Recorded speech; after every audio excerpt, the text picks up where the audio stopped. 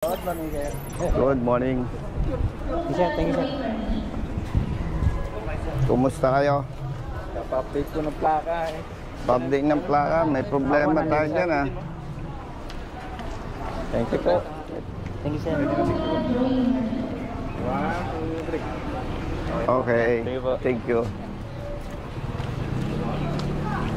Thank you, sir. Thank you. Brother, yung papel. Dalahin mo. Apo, sir.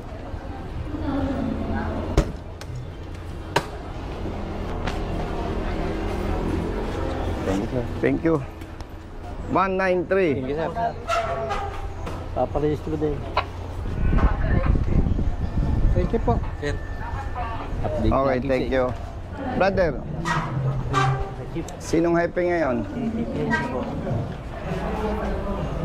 Yung balita. Ano po kasi? Nahuli ako dito sa Kalamba. Anong violation?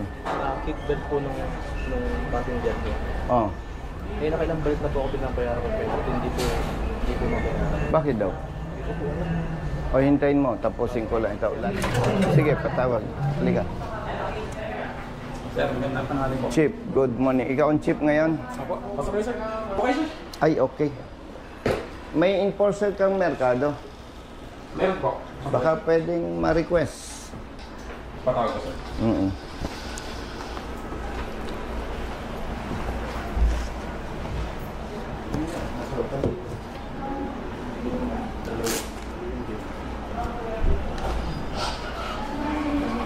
Sir, pasok. Magandang tanghali po. Gandang tanghali sa'yo. Sir. Chief. Tanggalin ko lang yung guantes ko. Yes sir. Chief, ang certificate of registration niya, July 2021. Wala pang plaka. Apo. Kaya, kalimutan mo muna ito, Hepe, Apa. para hindi ka malito. Dito muna tayo sa rehistro at saka sa ticket. Nagrehistro siya noong June. Yes sir. Okay? June. Apo. Ang note, September magre-renew siya. Ang ending ng plaka niya, 9. Dama ba? Ay, ang tanong ko sa'yo, base dito, expired siya, hindi? Kung titingnan sir natin sir, expired na sir to. Bakit? Dapat sir magre-register siya sa route ngayong September. Bakit? Kasi sir, ang advance renewal sir natin sir, 2 months lang. Tingnan mo ito. Yan kaya siya may penalty. 120. Ibig sabihin, sa pamamagitan nito, inabsulto na siya. Tama ba ako? Yes sir. Kaya siya may penalty. O sige, kalimutan na natin yon. Dahil nag-penalty siya, kalimutan natin yung January 2024 to June 2025. Nag-penalty siya eh. Apo. Okay. Now, nagbayad siya good for 1 year. No sir, kaya Hindi, yung 240 para saan yan? yan sir, yan na sir. MBU sir ng motor sir na for the whole year sir. Oh, for the whole year. Yes sir. Kaya lang sir, nag-register siya sir June. Ang platan sir na napasa yan sa kanya yung 9. So dapat sir, noong September sir, nagpa-register siya ulit. Ang problema dyan, Hepe, sistema ninyo. Hindi siya nakapag-renew ng June 2024. Apa. Okay. Nag-renew siya June 2025. Apa. Okay. Yung kanyang sablay, pinanagutan na niya eh. Apa, nag-penalty na po siya. May penalty siya. Apa. Okay. Now, nag-renew siya ng June. Tama? Yes po. Ang siningil nyo, 240. Yes po.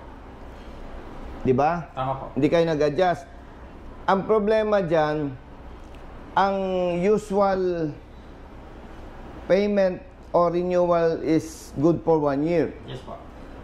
Pahingin papel, tsaka ballpen. Ano sir? Dito na lang ako magsusulat. Kaya lang sir. So, June siya, 2025. Nag-renew ano? Apa. Okay. Ang ending niya ay 9. Apa. Dapat siningil siya ng LTO ng June 2025 hanggang September 2025. Kasi ang ending niya 9. Apo. Kung nag-register sana sir siya ng June. Hindi, Kaya gusto ko rin sir sana malaman sir kung kailan sir na nag-appear sir sa system sir yung plaka niya. Kasi sir, sana kung halimbawa sir, bumalik siya sir ng June 2024 at yung plaka sir na yan ay available na sir, sana sir yan, pwede naman sir na nag-additional na lang siya sir ng time na yon ng 1/4. Nung nag-renew siya ng June, nakita sa system ang ending niya 9. Apo. O ipagpalagay brother, Hepe, Apo. ngayon ay June. Apo. Ako yung rider. Nagre-renew ako. Okay? Apo. Sabi mo, Sir, 2024 hindi ka nag-renew. Kaya ikaw sir, magkakaroon ng penalty. Sabi ko, okay lang sir. Okay po. Siningil mo ako. Apo. Nakita mo, ang ending ay 9. Ang gustong sabihin niyan, every September ako magre-renew. Yes po, dapat po. Tama? Apo.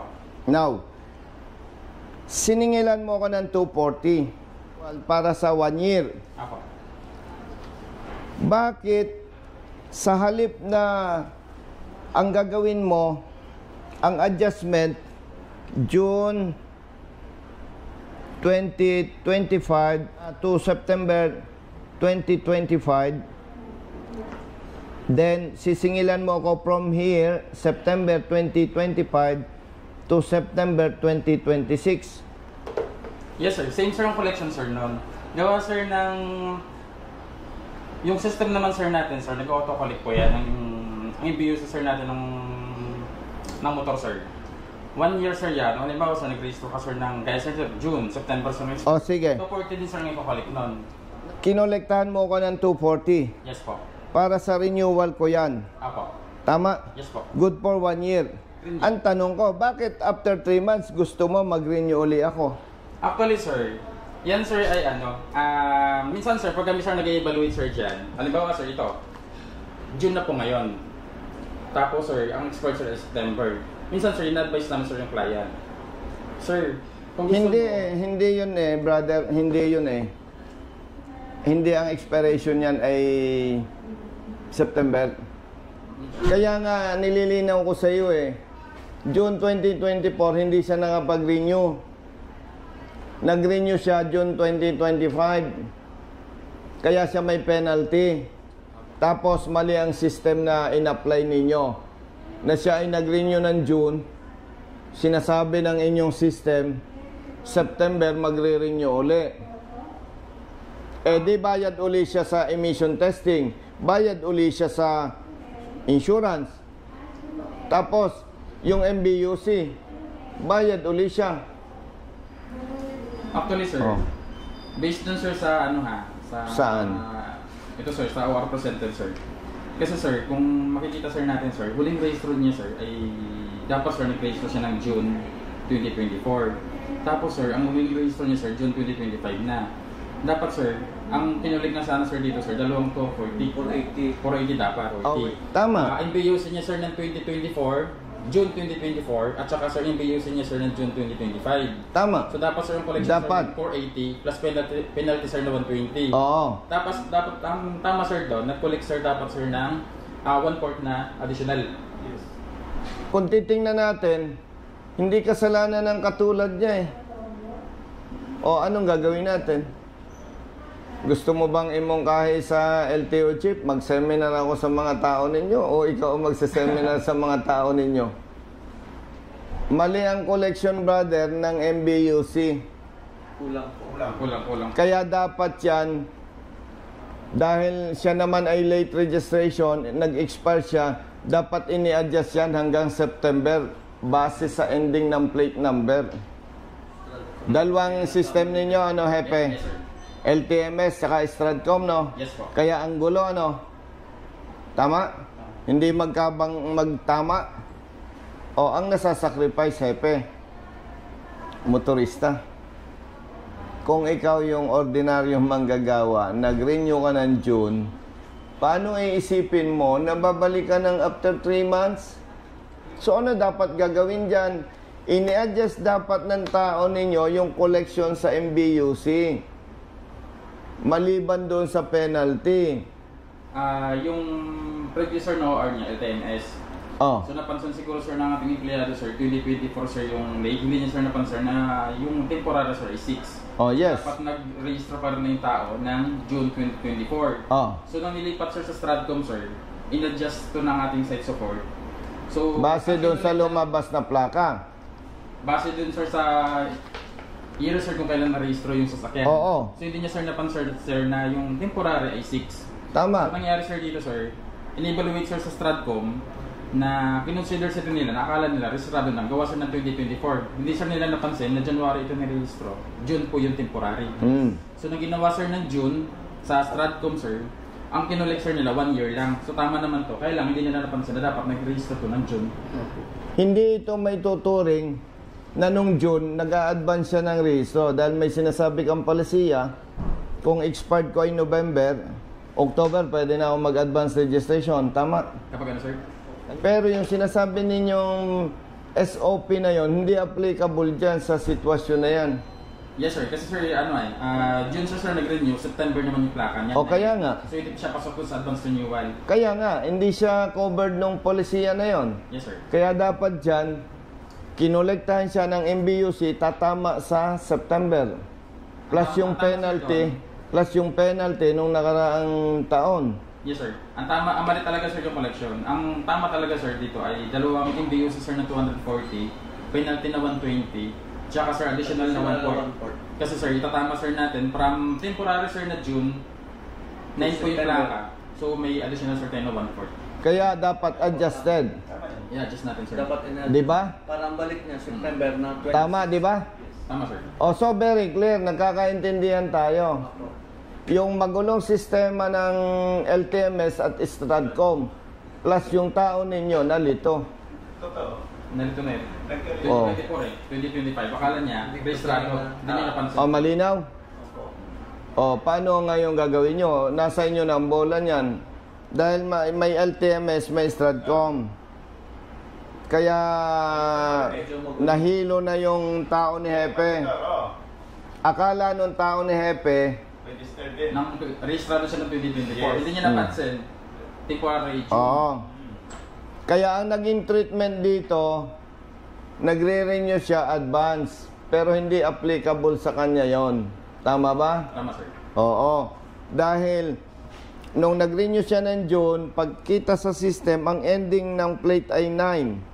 Kaya dapat kukolektahan siya ng MBUC, tatama doon sa Additional September. po. Apo. Tama? Additional po. Apo. Para ang renewal date niya, September 2026. Tama? Tama po. Yan ang sinasabi ko sa inyo.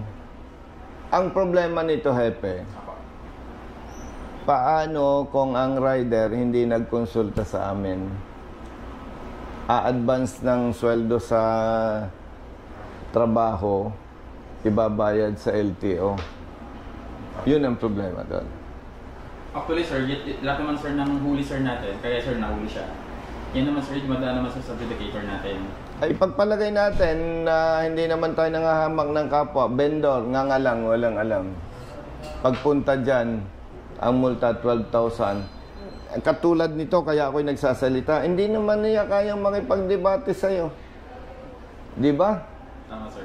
Iyon ang isang bagay na dapat maisaayos ng bagong LTO chief. Ang bagong LTO chief nyo, si Asek Marcos Lacanilaw. Yes sir. Tama? Tama po. Hepe, kung yan ay 200 pesos lang, wala nang debate. Sige na, bayaran mo na lang. 12,000 yan. Ang problema lang nga, yung LTMS saka yung Stratcom, may banggaan, magulo, yung tao ninyo, hilo na. O di ikaw nang balang mag-resolve yan. Pumunta siya sa LTO, Lipa, Regional Office. Opo, regional office. O yan ang kanyang plate number daw, sabi. Yes sir. Anong nakalagay dyan? D7839S po. Delta 7839 Sierra. Sierra. Tapos, nag-renew siya. Ang sabi ng system, Delta, 7659 Sierra. pareho hindi? Magkaiba, sir. Magkaiba. Pangalawang plaka. Pinadalan siya ng LTO ng plaka. Eto. Oh, kapareho ba niyan dalawang plaka?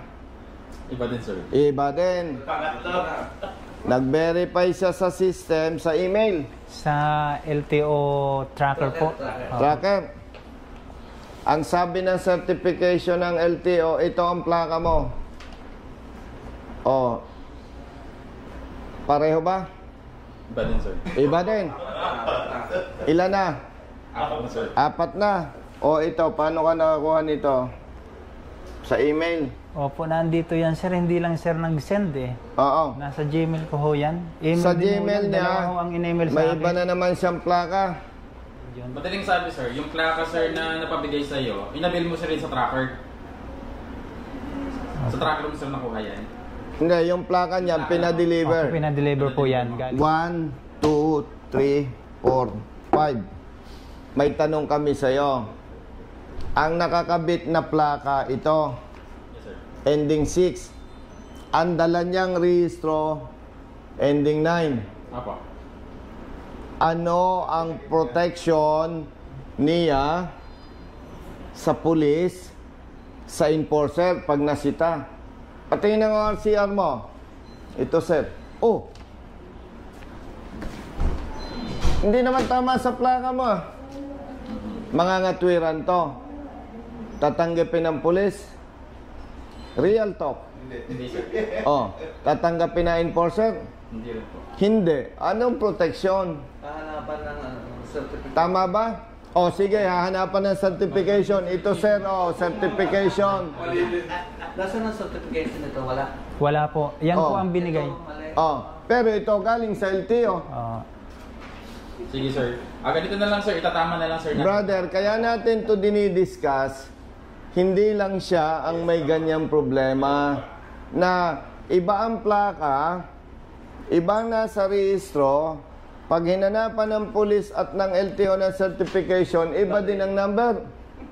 Ang malaking usapin dito, hepe, pag nasita ng pulis, nasita ng enforcer, hindi ito papaniwalaan eh. Baka magsalita pa ang pulis o ang enforcer, baka ninakaw mo itong plaka na to ah. Pag hinanapan ng rehistro, hindi tama. Hinanapan ng certification, hindi tama. Sir, may isa pa akong certification. Ito pa, oh. Apat ang certification. So, 5 ang plaka para sa kanya. Pag in-implement na yung amendment ng doble plaka law ni Senator JB, approve na yon. Republic Act 209. Pag nasita siya ng police o RCR, iba ito dyan sa plaka mo ah. Hindi ito papaniwalaan. Tapos sasabihin nito, sir, ganito po yan eh. Sa korte ka magpaliwanag. Dalawang issue natin, hepe. Pakiayos nyo ito. Ako na, sir, bahala. Pati din, sir. Oo. Tapos sa plaka, Ito, sir, ay para ma-indicate na rin, sir, sa ORCR niya, sir, yung plaka niya na bago. Kung ano nakakabit sa motor niya. itatama nyo. Tama, sir, natin. Itama nyo kasi brother, katulad ng napag-usapan natin, hindi papakinggan ng police at enforcer yung kwento niya. Manual na lang natin kung ano. Sige. Papagulo na lang po ang resibo. Sige, magbayad siya ng MBUC. Itama ninyo. Solve na tayo dyan. Okay, sir. Tapos ang magiging plaka na niya, Ito na, sir. Susundin natin. ito na. Yung hawak Tapos lalabasan niya ng OR. Yes po. Tapos, I-reflect ninyo itong plakang ito. yes, sir. Thank you. Yes, sir, bahala, sir, yes, sir. Iwanan ko na lang siya dito. Sige, sir. Brother, Sir, may tanong lang ako. Paano yung bayad sa ano ko po sa ticket? wala na yun. Sepe ng bala dyan. Kasi po wala po akong pang... Hindi ka na magmumulta dyan ng 12. Mag-a-adjust lang sa MBUC, ano? Itatama yan.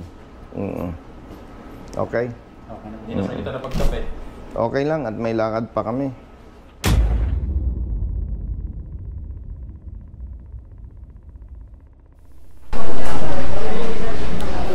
Parang valid eh. Brother, nasan yung pinaghihintay ko? Ano nga brother, ang problema mo? Yung violation ko po hindi mabayaran. Bakit sir? Hindi ko po, nakailang-balik na po. Hindi, nasa yung ticket? Nasa kanila na po napakakamahal. Saan? Dito po, nung Ang huli sa'yo, seatbelt po. not wearing seatbelt. Passenger po. Yung pasero. Nahuli ka dahil hindi naka-seatbelt yung pasahero. Gusto mong magbayad, Hindi po mabayaran. bakit daw? Hindi na po alam sa kanila. Anong problema? Alam mo kasi. Ilang araw ka nang pabalik-balik? Kung October 1 po dito po. Tapos, Nakabumalik po. pang ilan na ngayon? Bali, pangatlo ko na po po. Kasi problema po kasi hindi ako makapagparehistro ng motor gawa nung may alarma po dahil Yun. Tingnan ko sir kung anong problema sir. Sinong kausap mo na tao ni Hepe? Yung tatawagin ko po, punta kayo Halika, sa halika. Tatakami to G. Ano po yung concern nito? Ba't hindi daw mabayaran yung huli? Bayaran yung huli. Check din po yung hindi makita sa cashier, no payment down. Na-report po siya sa wala pa. Tek, gusto niyang mag-settle, bakit hindi makita? Ang issue ko dito kasi, pag pupunta na po sa cashier, hindi makita yung transaction number, which is this one. Yan po hindi makita. So hindi po mag-push through. So ang process po nun, i-report po ng IT namin, going to central office para po gawan ng paraan. Kasi ang mangyari po, pag pupunta po dito, hindi magpo-push through po yung payment niya, gawa po ng wala po yung transaction. Okay. Hepe, hindi kontrolado ng tao mo yon. Ang tanong ko, kaya ikaw ay masyadong porsigido, una, tanggap mo, may mali ka. Pangalawa, gusto mo namang bayaran. Opo. Hindi mo naman mabayaran. Pangatlo, magre-renew ka ng motor po. Tsaka motorsiklo mo. Opo. Hindi siya makapag-renew dahil naka-alarma Naka-alarma yung po yun. pangalan mo, ano? Na ikaw yung pangalan mo sa lisensya at yung sa motorsiklo ay isang pangalan, di ba? Opo. Kaya naka-block yung renewal mo ng motorsiklo. Tanong, kailan mag-expire ang motorsiklo mo? Hindi ko na po nagamit, expired na po. O yon. Gusto niyang magamit Hepe ang motorsiklo niya. Gusto niyang i-renew ang rehistro ng motorsiklo para magamit. Opo. Hindi naman siya makapag-renew dahil naka-alarma ang pangalan niya. Gusto naman niyang magbayad. Hindi naman tanggapin ang system. Anong gagawin natin? Follow up na lang sir namin sir sa central yung ticket sa request. Dahil ang nire-renew niya motorsiklo, ang may problema naman sa kanya yung lisensya, is it possible na mag-go yung kanyang renewal ng motorsiklo? Pwede sir, sa Stratcom natin i-evaluate. Tulungan nyo. Pwede sir, Stratcom sir natin. Kasi wala naman ako nakikitang mali doon eh. Dahil hindi naman pag nasettled yung renewal ng motorsiklo niya, it doesn't mean na resolve na rin yung problema niya sa lisensya niya doon sa pagkahuli. Tama ba? Paiwan mo. Taga saan ka? San Miguel, Bulacan. San Miguel, Bulacan. Nasaan ang motorsiklo mo? Nandun din po. Bakit ka nahuli dito sa Laguna? Ano po kasi ako, tao dito, nagkatrabaho po kasi ako driver. May deliver po kami sa Kanlubang. Ah, Kaya ang ginagawa sir ng enforcer sir natin, pag taga ibang lugar, hindi na sir kinakonfiscate yung license, sina-alarm na lang. Kasi sir yung seatbelt naman, settled anywhere yan. Pwede bayaran sa Bulacan. Problema lang sir, hindi nga mag-push through, gawa namin problema. kaya ka naman pumunta dito dahil dito ka nahuli. Yun Kasi po. nagbabayad ka sa Bulacan. Hindi po ma-process dun. Oo. Ganito na lang kapatid. Kunin mo ang number ni Brother Matt. Opo. At base na rin doon sa pag-uusap natin ni Hepe. No? Possible naman sir na ma-registro sa Stratcom lang.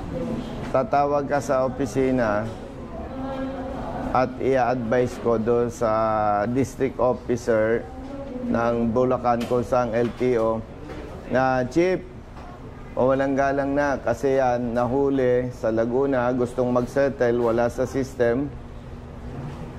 Yung kanyang motorsiklo expired na, kawawa naman. Tulungan na lang ninyong marehistro gamit ang Stratcom. Opo. para marehistro. Kasi hindi naman ibig sabihin na rehistro, naabsulto na siya doon sa huli. Tama? Yes, sir. Okay? Tsaka sir, yung huli mo, pwede mo na rin bayaran doon sa Bulacan. Pwede na po. Papalop lang sir namin yung ticket para mag-proceed na yung payment. Sige po. Pasuyo. Sige sir. Okay na? Thank you po. Salamat. Malinaw? Apo. Sige. Thank you sir. Salamat sa inyo, ha? Apo. Tingnan mo, brother, kung na-receive mo. Brother, mo pa pangalan ko, sir. Natuwa dugo ito na istatat ng medici kung nagbabayad ng registro. Okay. Okay, bye-bye. Thank you po. Thank you. Baliktad, brother.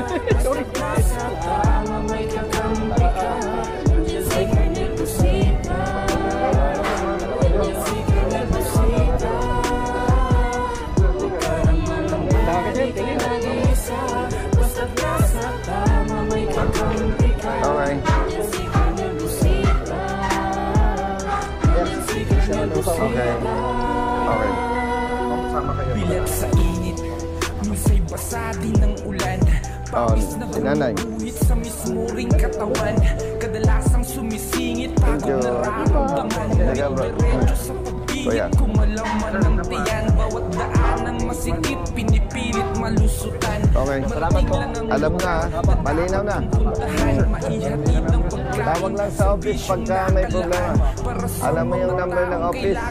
May sticker ka ba? Napili kong hanap buhay, makipagsapalaran. Magdamag man sa daan, puyat man ay tatatagan. Para sa pamilya ko na laging nakaabang. Handa akong gawin lahat. Senior muna. Ilang ng marangal, kahit pa may sandaling tila ba natatapakan ng karapatan sa ring. Ito muna, kuya.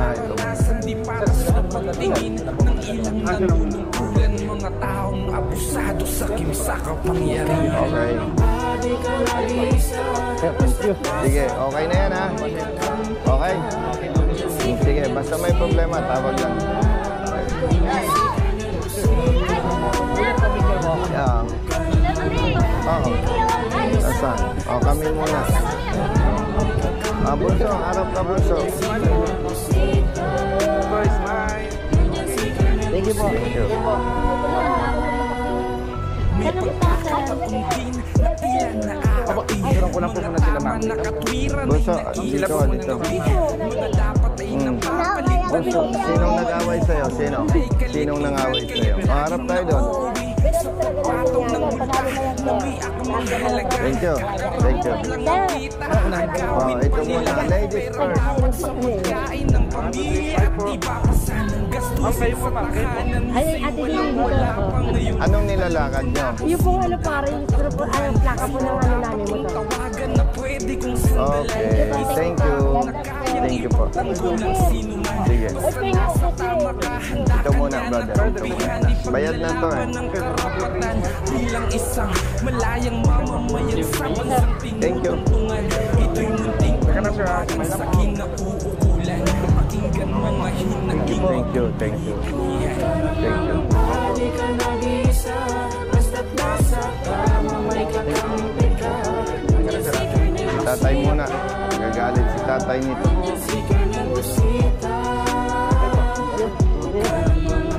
Di ka nag-iisa, basta't nasa tama may kakampi ka.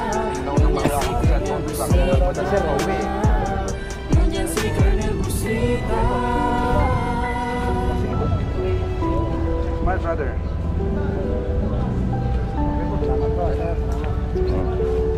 Ano yung pinag-sayo? Thank you. Sa lahat, Thank you. Kuya. Ito ba, sticker kuya? Thank you. Thank you. Ito yung pinag-usapan namin, Brother Matt, ng chief Apa. na nagkamali ng pagkwenta yung staff nila na kaya naman pala nagkamali. Merong dalawang system na ginagamit ang LTO, yung LTMS latest at yung luma na Stratcom. At ang maganda lang doon, inamin nung kanilang hepe na nagkamali yung kanilang tao dahil nga may dalawang system na ginagamit. So, ang binayaran mo, 240. Opo. At nandito na, Brother Matt, sa kanyang rehistro, Yes po. yung kanyang plaka. Na nakakabit na ngayon po. Yeah. Oo, kasi nahihirapan siya. Bago natin siya tinulungan, may plakang natanggap siya. Iba ang plaka sa rehistro, iba ang certification. Opo. May 3 siyang certification, iba't iba ang plate number. Total, 5 po yung plaka. 5 ang plaka na naka-assign sa motorsiklo niya. Ikaw ay magre-renew every June. Kasi June Opo. 6, 2026. 2026 na po yan Ng ngayon. June. Aha. Wala ka na problema. Wala na, sir. Si Kuya ngayon. Okay. Mas kanina. Okay na, sir. Para sa kanya, malaking problema yon. Bakit? Malaking halaga ang 12,000 pesos. Pangalawa, masakit sa kalooban niya dahil sumusunod siya sa batas. Ang problema sa parte ng LTO. Pangatlo, alam ko na kahit hindi niya sabihin, natatakot siya. Dahil kapag nahuli siya ng pulis o ng enforcer, hindi naman siya paniniwalaan. Totoo po yun. Di ba? Opo. O, ay kung ipinatutupad na yung amendment ng doble plaka law na isinulong ni Senator JB, pwede na siyang makulong. Tama po. At pag nangatwiran sa pulis, ang sasabihin sa kanya, sa korte na lang magpaliwanag. Tama po. O, di ba? Opo. Oo, kaya, okay. Congratulations. Maraming salamat po, Colonel, sa tulong na natanggap ko ngayong araw. At hindi na po ako mababalisa kasi talagang ilang araw ko na pong iniisip ito kung bakit taon-taon ko naman nire-renew yung motor ko na yan. Di bale, importante, tumawag ka sa amin, nakatulong kami sa'yo. Kaya inilalabas natin sa video para yung katulad mo, tatawag din sa amin. Ang sinasabi kasi, Brother Matt, ng chief ng LTO, doon sa Calamba, pag halimbawa updated ang iyong rehistro at ang dapat magre-rehistro ka ng November, sabi nila 2 months advance pwede na. September, October, pwede ka nang mag-rehistro. Pero hindi siya covered eh. Iba yung sitwasyon niya. Kaya na-justify natin at inamin ng kanilang hepe na may mali doon sa computation ng motor vehicle users charge. Kaya siya nagbayad ng 240. Yun yung hindi na i-consider nung kanilang empleyado, Brother Matt. Yes, po. Kaya itinama. O, di wala kang problema? Wala na, sir. O, sige. Ingat, ha? Andito na yung lisensya mo. Opo. O, andito na yung lisensya niya. O, baka mo. Andito na yung updated na rehistro. Nandito na, Brother Matt, yung plaka na nakakabit sa kanyang motorsiklo. Okay? Sakit po.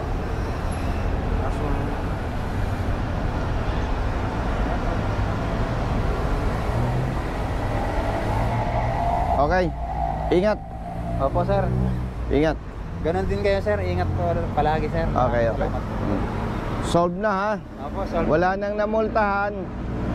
Ang plaka niya tama na sa rehistro. Okay? Aha. Okay, sige. Thank you. Ingat.